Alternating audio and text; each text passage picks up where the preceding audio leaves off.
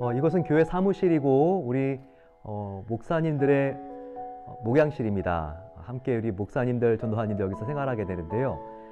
지금 위에 천장 다 이렇게 막아놓고 이제 정말 반갑습니다. 그죠?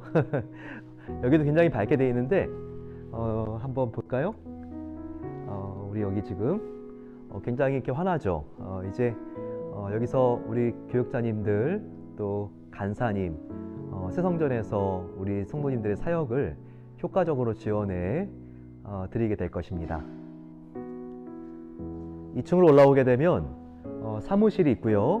우리 교육자님들 사무실이 있게 되고, 왼쪽은 우리 재정부실입니다. 개수할 수 있는 공간인데 이렇게 오시게 되면요 굉장히 밝죠. 지금 개수실 방이 준비가 되어 있는데, 여기서 이제 헌금을 짓게 하는 우리 성도님들 같이 여기서 발런티어로 자원봉사 도와주시고요. 또 여기 보게 되면 행정에 필요한 서류들 준비할 수 있도록 이렇게 지금 이런 장들도 잘 준비되어 있습니다. 굉장히 이렇게 깨끗하고 또 세심하게 준비가 되고 있는데요. 재정부실 앞으로 또 많은 성도님들의 여기서 재정적으로 이렇게 모든 헌금들을 잘 관리해 드리고 또 지원해 드리는 역할을 할 것입니다. 여기도 지금 방 하나가 재정부실에 더 있습니다. 여기 중요한 또 서류들 보관하고 또 같이 작업하는 곳입니다.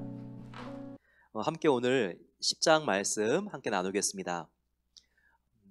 우리가 심판에 대하여 배우지만 또 심판에 대하여 배우면서도 그 안에 하나님의 구원의 계획을 알 수 있고, 함께 기도하면서 우리의 마음에 하나님께서 성령님으로 인한 터치를 주시는 것이 얼마나 감사한지 모릅니다. 이 10장 우리가 계속 어떤 심판들이 있는가, 두루마리에 인이 봉해졌는데 인이 떼어지는 인으로 인한 심판, 나팔 심판, 그리고 앞으로 우리가 대접 심판도 보겠지만 이 나팔 심판을 우리가 보고 있습니다.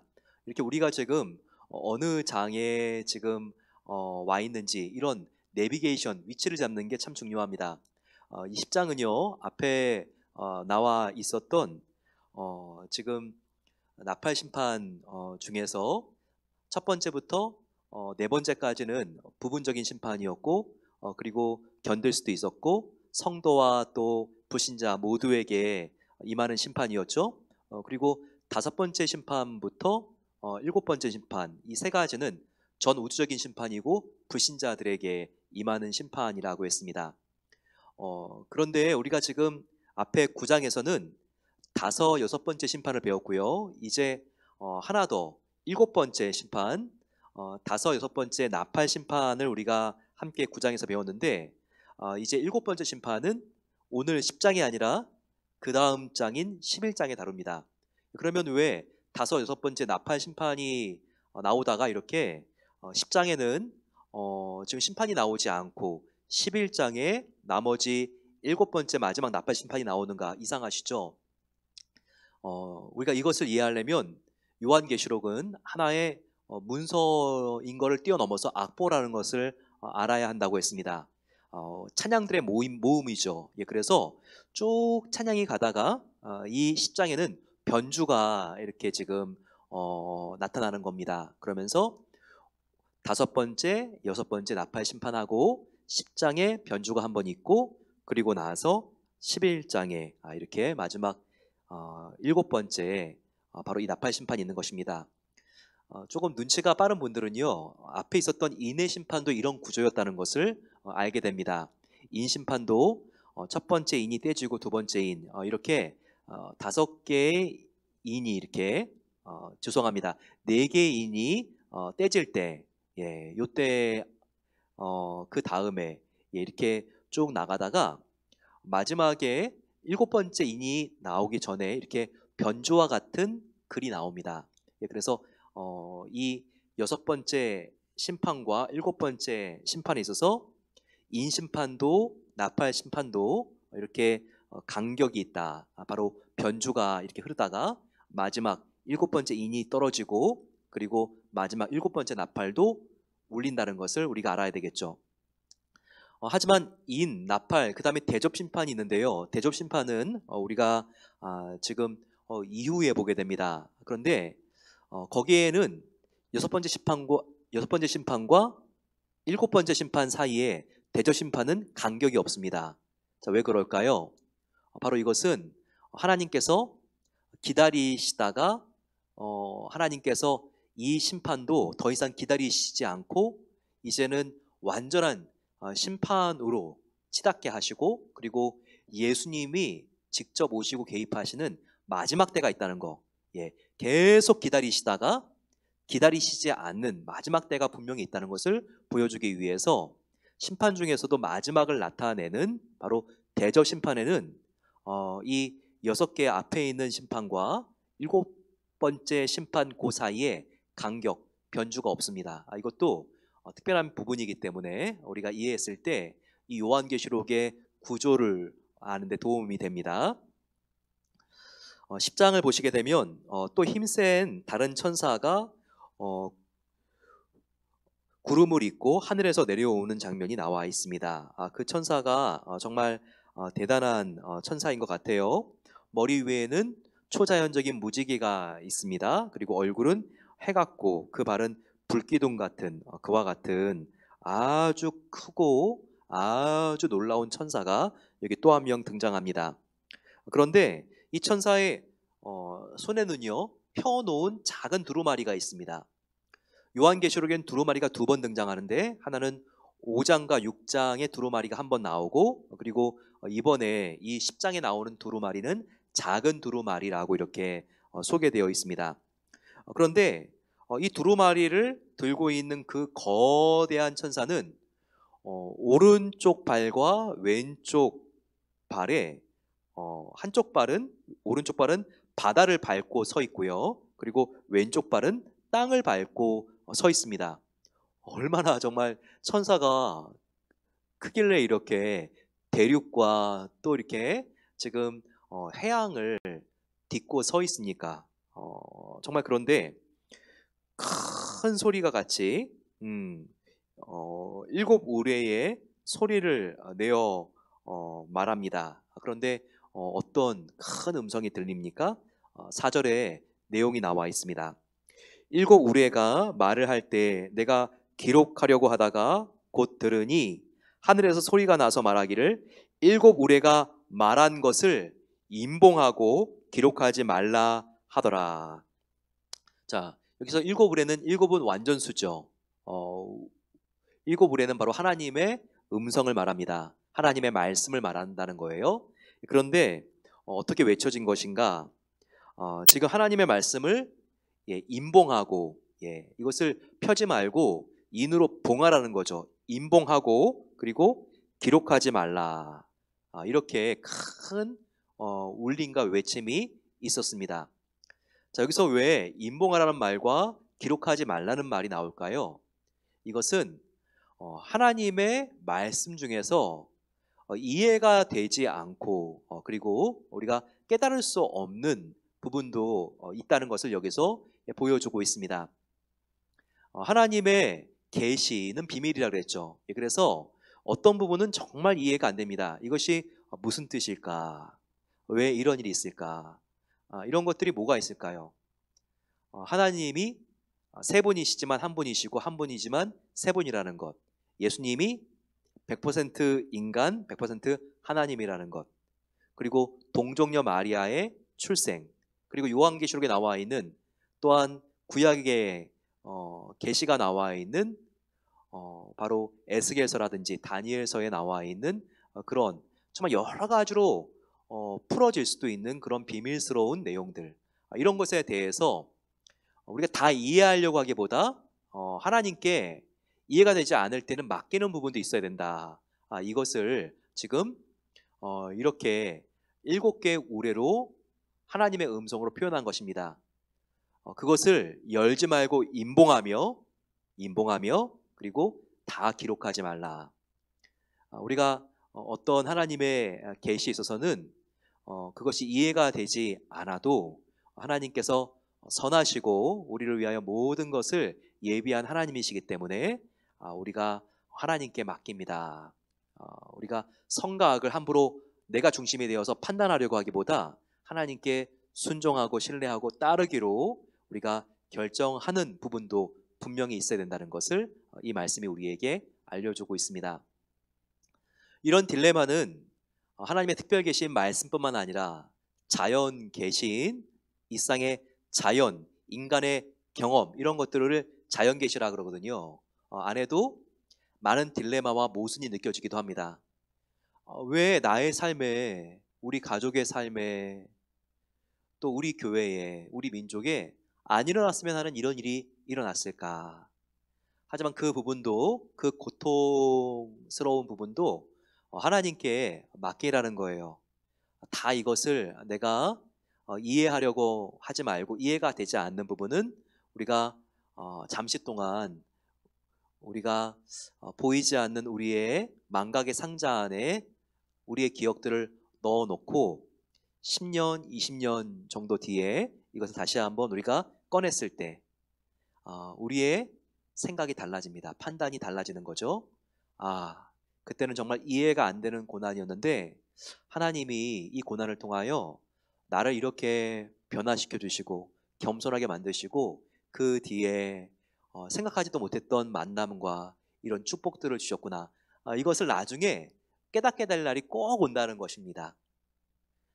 바로 이 부분 하나님께서 하나님의 말씀도 또 우리의 인생도 봉해 두기를 원하시는, 인봉해 두기를 원하시는 그 인생의 챕터가 있다는 거예요.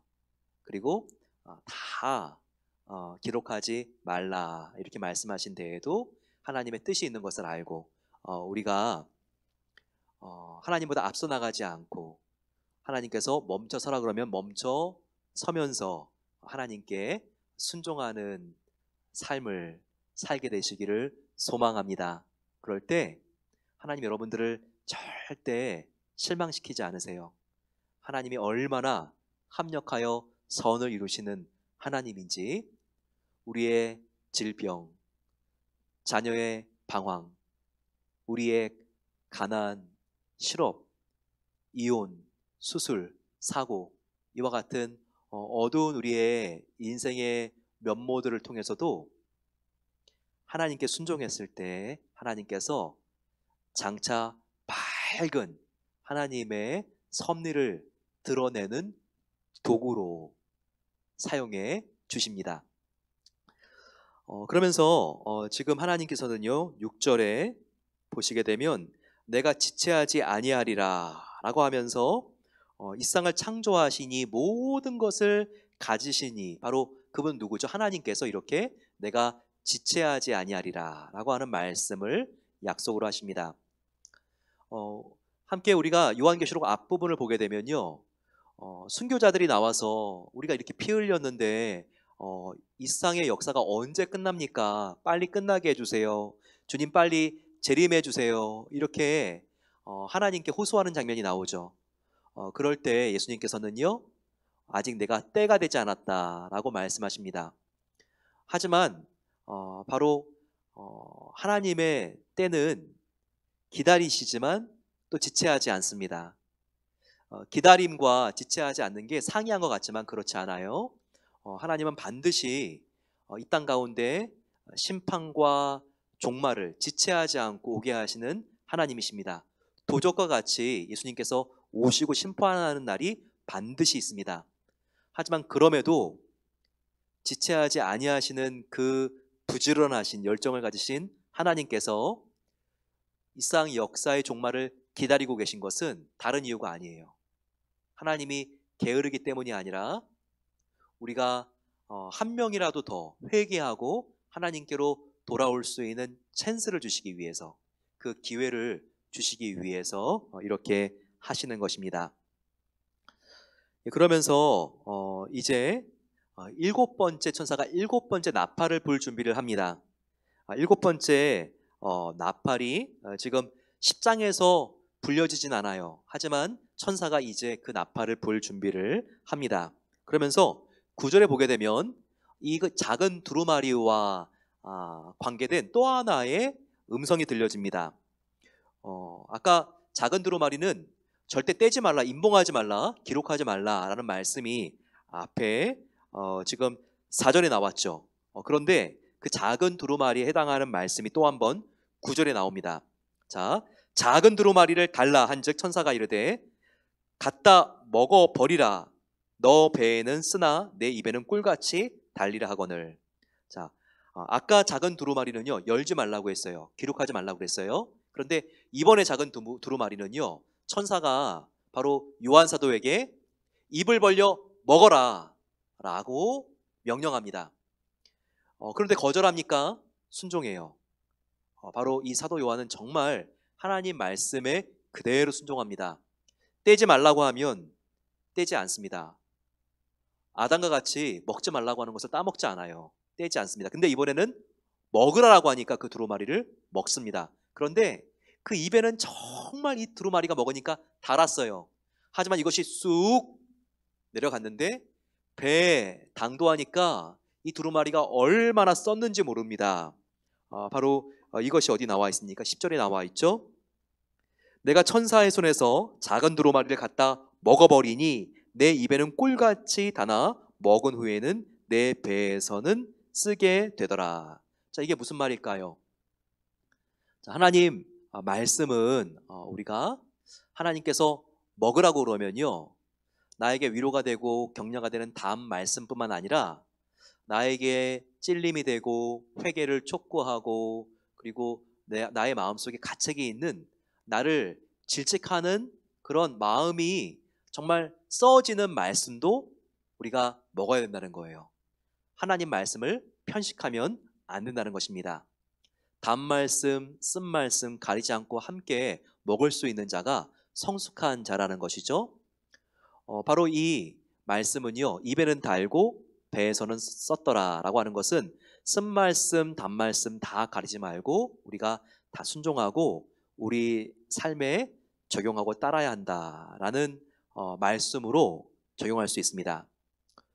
또 하나의 적용이 가능한데요. 그것은 조금 해석이 다릅니다.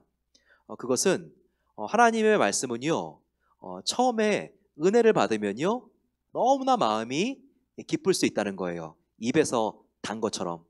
하지만 이렇게 은혜롭게 받은 말씀도 삶의 현장과 전선에서 실천하고 순종하려다 보면 반드시 어려움이 있을 수 있다는 겁니다.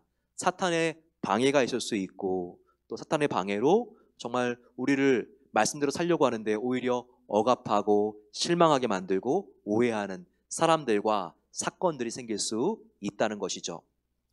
그래서 하나님 말씀을 처음 받았을 때는 달 수 있지만 이것을 실천할 때는 쓰지만 그럼에도 불구하고 우리가 하나님 말씀대로 살아야 한다. 결국 이 두 가지 해석이 있지만 결론은 같습니다. 성숙한 크리스찬은 하나님 말씀을 가리지 않고 하나님 모든 말씀을 우리 마음속에 새기고 그리고 그 말씀에 비록 상황이 어렵고 힘들어도 나의 삶을 걸고 그리고 그 말씀을 순종하는 그런 모습이 있다는 것입니다. 바로 그런 성도가 말씀대로 순종하는 모든 말씀을 따라가는 성도가 성숙한 성도다. 이 말씀을 요한 사도는 오늘 두루마리의 환상을 통하여 우리에게 들려주고 있습니다. 우리 같이 한번 오늘은 말씀을 우리가 대하는 태도를 점검하면서 같이 기도하겠습니다. 바로 요한계시록의 변주와 같이 바로 5, 6번째 나팔 재앙과 이제 11장 앞으로 나올 7번째 재앙 사이에 들어가 있는 이 두루마리의 비유 무엇입니까? 바로 그것은 우리가 이해가 되지 않아도 하나님 말씀을 우리가 함부로 내 마음대로 분석하고 인을 떼면 안 된다. 바로 우리의 인생 가운데 미스테리 같은 딜레마와 같은 어려운 고통의 문제와 왜 일어났지 이렇게 느껴지는 경험과 또 이해가 되지 않는 하나님의 말씀도 선하신 하나님의 다 뜻이 있는 것을 우리가 생각하며 맡기며 주님을 따라가야 한다고 했습니다. 또한 오 주님, 내가 주님의 정말 단말씀 쓴말씀 가리지 않겠습니다. 위로가 되는 말씀뿐만 아니라 순종과 회개를 촉구하는 말씀도 모든 말씀을 내가 수용하겠습니다. 그리고 오 아버지 하나님, 내가 정말 주님을 따라가기를 소망합니다. 하나님께서 함께 해주시고 주님 처음에 기쁨으로 내가 말씀을 받았지만 환난과 어려움이 닥친다고 해서 순종하지 않는 것이 아니라 정말 순종할 때 쓴 상황이 벌어진다 할지라도 나는 주님만을 따릅니다. 그럴 때 결국 하나님의 말씀이 왜 진정으로 단지를 깨닫게 될 줄로 믿습니다. 같이 한번 주여 함께 부르기도 하겠습니다. 주여. 아버지, 오늘 정말 이 말씀을 통하여 하나님의 생명의 말씀을 다시 한번 우리가 어떤 자세로 우리가 또한 바라봐야 하는지 알게 하시니 감사합니다. 아버지, 우리가 부분적으로 나에게 맞는 말씀, 내 스타일의 말씀만을 취하는 것이 아니라 모든 말씀을 우리가 아버지 하나님 나의 영혼 가운데 채울 수 있도록 도와주시기를 기도합니다. 아버지 하나님, 결국 우리에게 회개를 촉구하는 말씀도 우리를 수술하시고 살리시기 위해서 하나님께서 선한 계획 가운데 주신 말씀인 줄로 믿습니다. 이렇게 아버지 하나님, 우리가 정말 하나님 앞에 정말 우리가 말씀을 편식하지 않고 모든 말씀을 받고 이 말씀대로 살길 소망합니다. 아버지, 말씀이 우리의 마음밭에 떨어질 때에도 때때로 어떤 정말 말씀의 씨앗은 길가에 떨어지기도 하고, 또 아버지 자라날 때 또 가시가 기운을 막아버리기도 합니다. 이 땅의 아버지 하나님, 모든 재물의 유혹들과 또 환난들이 닥쳐올 때 아버지 하나님 뿌리를 내리지 못하고 돌밭에 뿌려진 씨앗과 같을 아버지 하나님, 정말 하나님의 말씀, 그리고 또 아버지 우리의 또한 이 세상에 대한 걱정 때문에 결실하지 못하는 말씀들, 아버지 우리가 이렇게 근심 걱정 때문에 하나님의 말씀을 수확하고 아버지 열매를 맺지 못하는 사람이 되지 않도록 도와주시기를 기도합니다. 아버지 하나님, 하나님 말씀에 우리의 삶을 드리게 해주시고 더욱더 아버지 하나님 앞에 나아갈 수 있도록 아버지 하나님께서 우리에게 순종의 영, 성령님의 영으로 우리를 채워주시기를 기도합니다. 아버지, 또한 인생 가운데 어떤 고난은 정말 이해할 수가 없습니다. 왜 나의 삶에 이렇게 어려운 일이 닥쳐왔을까? 왜 이 일이 풀리지 않고 이렇게 정말 기다려도 끝이 보이지 않을까? 하지만 그때 아버지 하나님, 우리가 낙심하고 포기하지 않을 수 있기를 기도합니다. 하나님의 선하심을 의심하지 않기를 원합니다. 그때에도 아버지 하나님, 내가 정말 하나님을 함부로 판단하지 않고 하나님께 모든 것을 맡기며 순종할 수 있는 성령의 영으로 아버지 우리의 마음을 충만하게 채워주시고 하나님을 따라가기를 소망합니다. 이 마음을 가지고 아버지 주님의 말씀만을 붙잡고 나아가기를 간절히 기도합니다. 아버지, 이렇게 우리 삶 가운데 일어났던 어려운 일들, 이해가 되지 않는 일들도 하나님께 맡기고 나갈 때 언젠가 하나님께서 얼마나 합력하여 선을 이루신 하나님이시고 이 아픔을 통하여 우리를 예수님 닮게 해주시고 성숙하게 하셨는지 하나님께서 보여주실 것입니다. 그 은혜를 바라보며 우리 모두가 아버지 하나님, 나의 정말 인생과 또한 우리의 가족과 우리의 교회와 아버지 모든 정말 안 좋은 일에 대해서도 하나님의 주권을 인정하고 선하게 아버지 인도하실 주님을 믿고 우리가 끝까지 실망하지 않고 나아갈 수 있도록 도와주시옵소서. 우리 함께 간절히 기도할 때 대통령 선거로 혼란과 후유증에 있는 미국을 긍휼히 여겨주시고 나라가 속히 정말 안정될 수 있도록 같이 우리 마음을 모아서 기도하겠습니다. 이 미국이 무엇보다 하나님을 경외하는 나라로 세워지게 해 주시옵소서. 우리 같이 마음을 모아서 주여 함께 부르짖고 기도하겠습니다. 주여, 사랑의 아버지 하나님, 이 시간 간절히 이 나라를 위하여 기도합니다. 아버지, 우리가 눈물로 주님을 바라보며 기도하면 하나님께서 하늘에서 듣고 이 땅을 고치며 이 죄를 사하고 하나님께서 회복시켜 주신다고 했습니다. 아버지 하나님, 하나님께서 대통령 선거로 혼란 가운데 있는 이 미국을 긍휼히 여겨 주시옵소서. 아버지 하나님, 속히 이 나라가 안정되게 하여 주시고 무엇보다도 하나님을 경외하는 나라로 세워지게 하여 주시기를 기도합니다. 분열되어가는 이 땅을 다시 한번 아버지, 우리 미국에 있는 모든 그리스도인들이 기도로 아버지 하나님 앞에 나아갈 수 있는 계기로 만들게 해주시기를 기도합니다. 다시 한번 미국이 하나님을 경외하는 나라, 말씀으로 돌아가는 나라가 될 수 있도록 하나님께서 변화시켜 주시고 이 나라를 붙잡아 주시옵소서.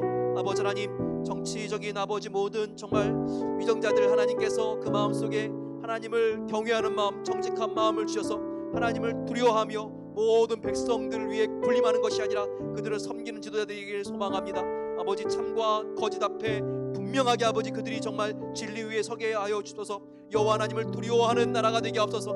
아버지 하나님, 주님의 말씀을 생명처럼 사모하며 하나님의 말씀을 아버지 하나님 정말 우리가 정말 사랑하며 생명처럼 지키는 나라가 되기를 간절히 기도합니다. 아버지, 창궐한 인본주의 가운데 하나님께서 정말 눈물을 흘려주시고 아버지 정말 이 사탄이 관영하며 이 땅 가운데 아버지 하나님 활기를 치고 있는 이 땅이지만 아버지 역사의 주관자는 하나님이십니다. 하나님의 선한 인도, 하나님의 완전한 주권 가운데 이 나라가 아버지 하나님 기도할 때 회복될 줄로 믿사오니 하나님의 놀라운 아버지 은혜와 하나님의 섭리와 작정이 이루어질 수 있도록 도와주시기를 간절히 우리가 소망하며 기도합니다. 아버지 대한민국도 하나님께서 붙잡아 주셔서 아버지 좌우와 아버지 하나님 남부로 갈려있는 이 나라 70년이 지나도록 아버지 상처가 아물지 않았습니다. 우리가 서로를 대적하는 것이 아니라 존중하게 하시고 아버지 우리 민족이 진리 안에 하나가 될 수 있도록 도와주시옵소서. 그리스도의 생명 안에 이 나라가 통합되고 하나 될 수 있기를 기도합니다. 복음으로 통일될 수 있도록 도와주시고 북한 동포들 아버지 하나님 정말 거짓된 우상 앞에 절하지 않도록 도와주시고 참된 하나님 앞에 나와 생명을 얻을 수 있도록 아버지께서 북한 땅 가운데 하나님의 놀라운 은혜의 희년을 열어주시고 하나님의 생명의 강이 흘러갈 수 있도록 하나님께서 축복해 주시기를 간절히 소망합니다. 은혜로우신 아버지 하나님, 역사의 주관자이신 주님을 높여드립니다. 오늘 저희들 함께 이 10장 말씀을 통하여 생명의 하나님의 말씀을 어떻게 대해야 하는지 두루마리의 비유를 통하여 알게 하여 주시니 감사합니다. 어떤 두루마리의 부분은 인봉을 떼지 말고 기록하지 말라고 하셨습니다. 우리가 함부로 피조물이 창조주이신 하나님의 뜻을 이렇다 저렇다 판단하지 않도록 도와주시고 저희들 아버지 하나님 앞에 이해가 되지 않는 우리의 경험과 또한 우리 인생의 딜레마와 어려움과 아픔 그리고 풀어지지 않은 하나님의 말씀들을 주님께 맡기기를 간절히 기도합니다. 또 주님께서 우리에게 깨닫게 하시는 말씀은 우리가 가리지 않고 모든 말씀을 순종하게 하옵소서. 아버지 그 말씀이 비록 우리의 마음을 기쁘게 하는 말씀이든 또한 책망과 회개를 촉구하는 말씀이든 우리가 쓴 말씀 단말씀 가리지 않고 순종하기를 간절히 소망합니다. 또 이 말씀을 붙들고 살아갈 때 우리의 삶이 녹록하지 않고 또한 핍박과 고난이 따른다 할지라도 이 말씀을 우리가 순종하는 현장이 쑥같이 쓰다 할지라도 끝까지 주님께 순종함으로 궁극적으로 하나님 말씀에 다려진 바로 그 깊은 단맛을 결국 경험할 수 있는 그 은혜의 바다로 우리 모든 성도님들을 하나님께서 초청해 주시고 당도할 수 있도록 그 믿음을 더욱더 성숙하게 지켜주시기를 기도합니다. 이제는 우리 주 예수 그리스도의 은혜와 하나님 아버지의 놀라운 사랑하심과 성령 하나님의 감화 인도 충만하게 채워주심이 하나님의 말씀만을 붙들고 끝까지 따라감으로 결국 승리하는 것을 믿고 나아가는 복된 성도들 위해 이제로부터 영원까지 함께 하시기를 축원하옵나이다. 아멘. 하나님이 우리 성도님들과 함께 하십니다. 이 생명의 말씀 붙들고 하나님의 놀라운 영광 가운데 우리가 끝까지 우리가 주님을 만나고 칭찬받고 멸관을 우리가 함께 받아 쓰는 그 순간까지 전진하게 되시기를 소망합니다. 축복합니다.